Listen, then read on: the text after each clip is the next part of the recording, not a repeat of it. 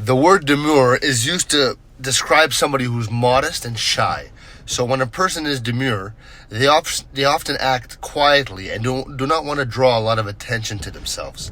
This can mean they speak softly, dress in a simple way, or avoid being the center of attention in a group.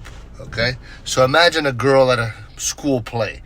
While her friends are laughing and might be silly, she might sit quietly, watching and smiling without trying to be the loudest or the funniest person in the room.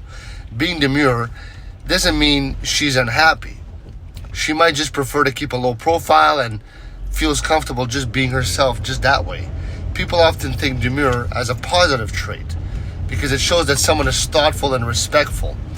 In stories, a demure character might be admired as a kind and gentle person with a kind and gentle nature, but it's important to remember that everyone has their own way of expressing themselves. Some people are loud and outgoing, while others are basically more quiet and reserved, and both are okay.